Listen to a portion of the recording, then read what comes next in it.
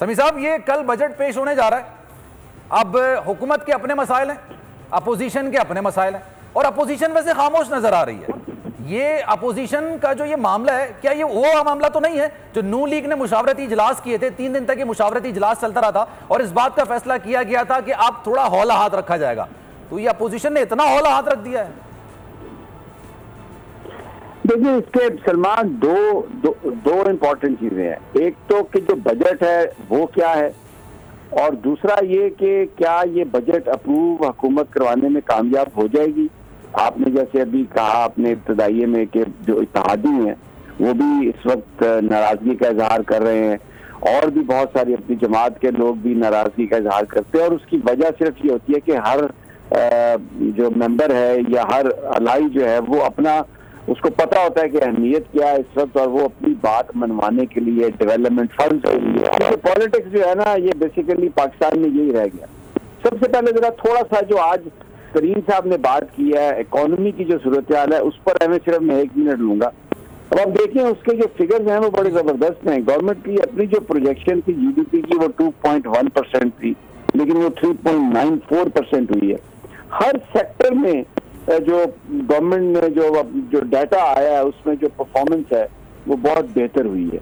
और लग ऐसा रहा है कि कोरोना जिसके बारे में ये था कि पूरी दुनिया को उसने अफेक्ट किया, हमें भी अफेक्ट किया, लेकिन पाकिस्तान बहुत जल्दी, और इसमें अपोजिशन भले कुछ कहे, मीडिया भले कुछ कहे, credit goes to prime minister for that, कि उन्होंने जो अपनी पॉलिसी बनाई, जिस तरीके से स्मार्ट लॉकडाउन हुए, जिस तरीके से इंसेंटिव दिया, और जो हमारी लार्ज स्केल जो मैन्युफैक्चरिंग है उसमें बड़ा इजाफा है। हर चीज जो है ना, हर सेक्टर को देख लें, इंडस्ट्री को देख लें, सर्विसेज को देख लें, हर सेक्टर में इजाफा हुआ है। इसका मतलब ये है कि पाकिस्तान की इकोनॉमी जो वज़ीर-ए-आज़म बार बार कहते हैं वो बिल्कुल सही सिमत जा रही है। और इसकी जो एक्नॉलेज है, इसकी एक्नॉलेजमेंट वर्ल्ड बैंक ने की है, इसकी एक्नॉलेजमेंट IMF ने की है। फिर उसके बाद जो हमारी स्टॉक मार्केट है उसके अंदर जिस तरह से बूम आया है, तो ब्लूमबर्ग जो बड़ा एक जबरदस्त फाइनेंशियल आउटलेट है, उनका ये कहना है कि जनाब जो सबसे अच्छी जो मार्केट है दुनिया में जल्दी पैसा बना सकते हैं वो पाकिस्तान की स्टॉक मार्केट है। ये तो बजट की बातें आ गई। आम आदमी जो है उसको महंगाई नजर आती है, जब वो लेने जाता है उसको दूध महंगा मिलता है, उसको गंदम महंगी मिलती है, तो उसके लिए ये कहानी बड़ी अजीब सी लगती है कि भाई ये कौन सी इक्तिसादियात बेहतर हुई हैं। उसका भी मैं आगे जाके आपसे हम बात करेंगे। लेकिन अब आ जाते हैं पॉलिटिकल पहलू पर। जो बड़ा सवाल है वो ये है कि बड़ा एक थिन मार्जिन है अक्सरियत का, और इस वक्त हर बंदा जो है वो खफा नजर आ रहा है, नाराज नजर आ रहा है। अकाउंटेबिलिटी में एक बड़ा ग्रुप जहांगीर तरीन साहब के साथ खड़ा है। आज तो सिचुएशन आज से 2-4 दिन पहले ऐसे ही लग रही थी कि कोई इशू नहीं होगा, बड़ी आसानी से बजट पास हो जाएगा। अब भी हो सकता है बजट पास हो जाए, लेकिन जो मामलात हैं उसमें तेजी आ गई है। उसमें अब देखें, शाहजेन बुगटी साहब उन्होंने कहा मैं बजट इजलास में नहीं आऊंगा, और बहुत सारे वो नहीं आएंगे। जो इत्तेहादी हैं उनके भी अपने मुतालबात हैं। तो एक बड़ा अपहिल टास्क है ये बजट को पास करवाना। ये बगैर चीजें बहुत आसान लग रही होंगी सलमान, लेकिन मैं आपको बड़ी ये जिम्मेदारी से बता रहा हूँ कि ये जब बजट इजलास शुरू होगा, जब गुफ्तगू शुरू होगी, जब स्पीचेस शुरू होंगी, तो फिर आप देखिएगा कि उसमें बहुत एक बड़ी एक मुसीबत पड़ेगी हुकूमत को ये पास करवाने के लिए। और सदीक साजिद आपके साथ है, ये अपोजिशन बता सकते हैं, सदीक जान जो है वो भी, उनकी भी बड़ी इंसाफ पर भी नजर है। तो ये it will be a very uphill task, ये मैं आपको बता रहा हूँ।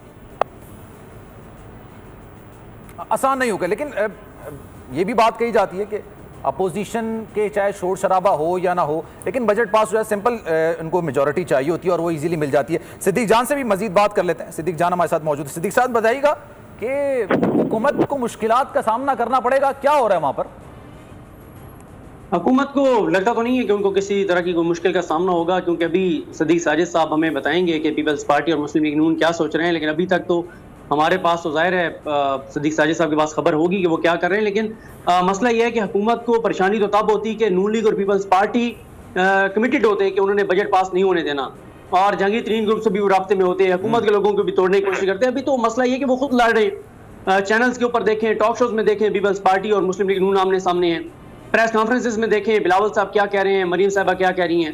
पार्लियामेंट के अंदर देखें जिस तरह से एहसन इकबाल को कागजी लीडर कह रहे हैं, वो बिलावल साहब और एहसन इकबाल साहब ट्विटर के ऊपर जवाब दे रहे हैं। तो मसला ये है कि ये हाइप बहुत ज़्यादा होती है हर बजट से पहले। आपको पता है चंद चीज़ें तो आप अगले बजट की भी अभी नोट कर लें।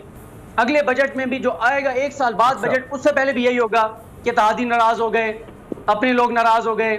अपोजिशन ने कहा कि हम बजट पास नहीं होने देंगे। अपोजिशन ने कहा बजट जो है वो फजूल है, अवाम के ऊपर जो है वो महंगाई का बम गिराने जा रहे हैं। हुकूमत कहेगी सब अच्छा है। ये एक रूटीन में यही साल से चीज़ें चली आ रही हैं। लेकिन मेरा ये ख्याल है हुकूमत को कोई परेशानी नहीं है, हुकूमत आराम से बजट पास करवा लेगी। और उसकी रीज़न है कि अपोजिशन आपके भी उसकी अहमियत इसलिए उस वक्त ज़्यादा होती जब बड़ी सीरियस क्वेश्चन हो रही होती है अपोजिशन की कि बजट पास नहीं होने देंगे, और एक लम्हे के लिए हम मफरूजे पे बात करते हैं कि बजट पास नहीं हो पाता, फिर क्या होगा। हुकूमत कौन सा, ये सियासी तौर पे जरूर एक होता है, अखलाकी तौर पे सवाल होता है, लेकिन कानूनी तौर पे तो इसके कोई वो नहीं है कि आप कहें कि जी वो हुकूमत चली जाएगी। और हुकूमत बजट जो है वो सदारती ऑर्डिनेंस के जरिए भी जारी कर सकती है। बाकी साजिद साहब से पूछें कि अपोजिशन क्या सोच रही है या क्या होने जा रहा है। लेकिन अगर हुकूमत को इतनी मुश्किलात का सामना नहीं है तो फिर गवर्नर पंजाब को क्या जिम्मेदारी सौंपी गई है, और फिर वो आज जो शाया हो रहा है वो किस मकसद के लिए हो रहा है? ऐसी इतलात भी है कि सबको अभी जमा कर लिया गया है ताकि कल कोई गैर हाजिर ना हो रहा है। देखिए उसमें मसला ये होता है कि ज़ाहिर है इत्तेहादियों के बलबूते पर ये हुकूमतें कायम है, चाहे वो पंजाब हुकूमत हो चाहे वफाकी हुकूमत हो। अब ये तो नहीं हो सकता कि इत्तेहादी कहें कि हम नाराज हैं तो हुकूमत कहें जाएं आप, ठीक है जाएं आप, छोड़ के चले जाएं, हमें कोई मसला नहीं है। ये सियासत यही होती है। तो वो कहते हैं हम नाराज हैं, ये कमेटी बना देते हैं, उनसे बात करते हैं, तो वो कहते हैं ये तरक्याती फंड चाहिए, ये बजट चाहिए, ये स्कीमें चाहिए, ये डीपीओ बदल दें, ये डीसीओ बदल दें। पीटीआई के अराकीन कौमी असेंबली होंगे।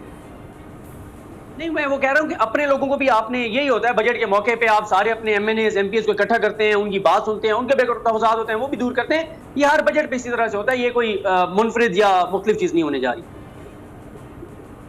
ठीक है, जैसे रमजान आता ना कीमतें बढ़ जाती हैं चीजों की, इस तरह से बजट आने लगता है तो फिर एमएनएस एमपीएस भी थोड़े से नखरे दिखाने शुरू कर देते हैं। सिद्दीक सादिक बताइएगा कि अपोजिशन में क्या हो रहा है? अपोजिशन बिल्कुल खामोश है, बिलावल भुट्टो जरदारी गरजते बरसते तो बहुत ज्यादा है, लेकिन कोई हिकमत अमली नजर नहीं आती। अपोजिशन एक पेज पर है भी या नहीं? सिर्फ बजट के मामले में बात कर रहा हूं जी। बजट के मामले पर तो अपोजिशन का कल 2:30 बजे एक मुश्तरका इजलास आखिरकार बुलाया गया है, जिसमें पीपल्स पार्टी को भी दावत दी गई थी और उन्होंने इस दावत को एक्सेप्ट कर लिया है। तो कल जो अपोजिशन लीडर का चैम्बर है उसमें 2:30 बजे ये अपोजिशन का एक मुश्तरका इजलास होगा, जिसमें शहबाज शरीफ जो है उसकी करेंगे, क़यादत करेंगे, और साथ ही साथ फिर बिलावल भुट्टो जरदारी को भी उस पर दावत दी गई है और दीगर जो अपोजिशन जमातों के पार्लिमानी लीडर्स हैं उनको भी बुलाया गया। तो उसमें उनकी जो स्ट्रेटजी है वो सामने आ जाएगी। लेकिन अभी जो हमारी बात हुई, जो कि अभी सेशन चल रहा है, तो अपोजिशन ने यही कहा कि ये इजलास तो बिल्कुल होगा, हम स्ट्रेटजी भी तय करेंगे, लेकिन ये तो तय है कि बजट इजलास के मौका पर एहतजाज, हंगामा राई,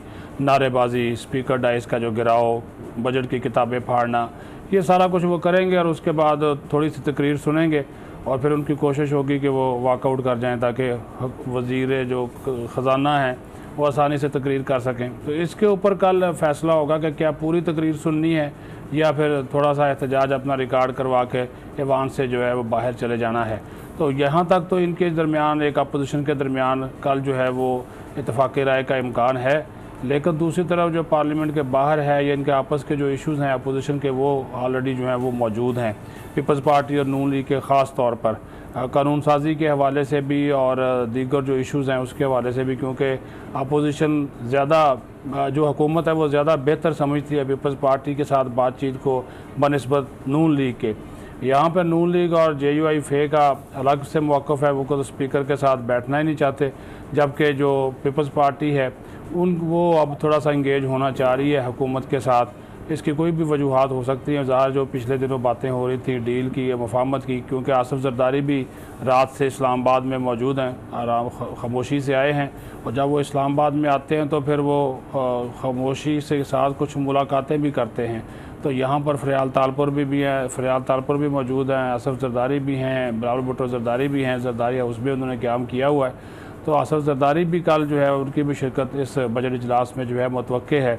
तो ज़ाहिर तो अब यही नज़र आ रहा है कि जो बजट का इजलास है जो कल तो तकरीर होगी उसमें तो ये हंगामा और एहतजाज करेंगे, लेकिन कल कोई मुश्तरका पार्लिमानी पार्टी नहीं रखी जा सकी। वो 14 जून को रखी है शहबाज शरीफ ने, जो कि पार्लिमानी पार्टी जिसमें तमाम जो MNAs हैं अपोजिशन जमातों के, उनको जो है वो बुलाया जाएगा। कल जो सिर्फ है वो पार्लिमानी लीडर्स का, अपोजिशन के पार्लिमानी लीडर्स का जो है वो इजलास है। इसमें थोड़ा सा मैं आपको बता दूँ एक चीज़, क्योंकि डेवलपमेंट आज ये पार्लियामेंट हाउस के अंदर ही हुई है, जो अभी सदीक जान बात कर रहे थे। वज़ीर ख़ारजा शाह महमूद कुरैशी से 1-on-1 मुलाकात हुई है उनके चैम्बर में गवर्नर चौधरी सरवर की, अब से थोड़ी देर पहले, क्योंकि अब वो इशाया भी शुरू हो जाएगा हुकूमती अरकान के एजाज़ में। चौधरी सरवर का वज़ीर आला उस्मान बुज़दार भी आज इस्लामाबाद में ही मौजूद थे। तो ये भी जो नाराज़ अरकान हैं उनको मनाने की जो है वो कोशिश, और साथ ही साथ एक जहांगीर तरीन का फैक्टर वो भी यहाँ पे एक मौजूद है। लेकिन आज हमने देखा था कि जो जहांगीर तरीन ग्रुप के जो MNAs हैं वो उन्होंने आज कौमी असम्बली के इजलास में जो है वो शिरकत की है, और उनके साथ भी हुकूमत जो है वो राब्ते में मौजूद है। तो गवर्नर चौधरी सरवर का यहाँ पे फिर मौजूद होना और शाह महमूद कुरैशी के साथ मुलाकातें करना, ये तो इनके इंटरनल जो इश्यूज़ हैं PTI के अंदर वो भी मौजूद है। लेकिन दूसरी तरफ एक अच्छी हौसला अफजा बात ये भी हमने देखी कि जब अब इजलास चल रहा था तो बार बार कोरम की निशानदही की है अपोजिशन ने कानून साजी को रोकने के लिए, लेकिन उसमें नाकामी हुई। यानी कि आज हुकूमत कोरम को पूरा करने में कामयाब हुई है। ऐवान के अंदर 86 के अरकान जो हैं वो कम अज़ कम मौजूद होने चाहिए, तो उनको वो मौजूद रखने में कामयाब हुई अपोजिशन की तमाम तर कोशिशों के बावजूद। ज़ाहिर है अपोजिशन तो किसी भी वक्त कोरम की जो है वो निशानदेही कर सकती है, उन्होंने की भी है ताकि हुकूमत को जो है वो शिकस्त दी जा सके। लेकर आज काफ़ी मुतहर्रिक थे शाह महमूद कुरैशी भी, आबर डोगर जो चीफ व्हिप हैं, दीगर वज़रा भी, ताकि इस कोरम को जो है वो पूरा रखा जा सके। तो चूँकि कल बजट है, बजट तकरीर है, तो और उसके बाद फिर बजट की मंजूरी का अमल शुरू हो जाना है। तो 30 जून तक आप देखेंगे कि अपोजिशन और हुकूमत के दरमियान, और हुकूमत के अंदर फिर हुकूमती इत्तेहादियों के मामला, फिर अपोजिशन के अपने अरकान, ये सारों का जो सियासी मैच है वो हमें पार्लियामेंट के अंदर अच्छा खासा नज़र आएगा।